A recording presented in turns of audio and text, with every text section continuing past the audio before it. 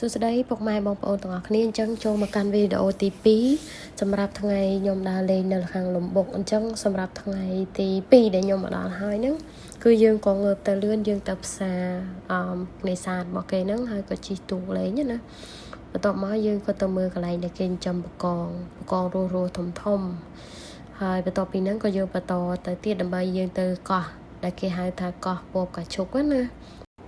ចឹងបានមកដល់ហើយនេះឯងគេហៅថា Pink Beach របស់គេហ្នឹង Pink Beach Pink Island គេហ្នឹងមើលទៅ Pink ជួយប្រាប់ផងតែសារខ្ញុំមើលទៅដូចជាមិន Pink ទេប៉ុន្តែគេហៅ Pink ចឹងយើងក៏នាំគ្នាលេងនៅមកស្ទុះតែពី Pink Beach យើងបន្តមកសកម្មភាព snorkeling ចឹងខ្ញុំចូលចិត្ត snorkeling មែនតើប៉ុន្តែគាត់ថាដោយសារខានយូចុះទៅដំបូងរៀងភ័យស្លន់នៅក្នុងទឹកដែរហ្នឹងចឹងបានប្រហែលជាខ្ទង់2ម៉ោង snorkeling នឹងហើយក៏បន្តដំណើរទៅទៀតហើយតាមផ្លូវនោះក៏ឃើញកន្លែងដែលគេចិញ្ចឹមpearl គុជខ្យងណាអញ្ចឹងចូលមើលបានបន្តិច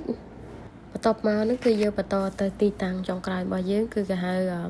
Sand Island ឬក៏កោះខ្សាច់ហ្នឹងហើយនៅហ្នឹងពេលដែលទឹកចូលគឺលិចអស់ហើយតទឹកនេះអញ្ចឹងទៅបានឃើញជាកោះភាគច្រើនគេចូលចិត្តទៅ surfing នៅហ្នឹងចឹងអរគុណច្រើនជួបគ្នានៅវីដេអូបន្តបាយបា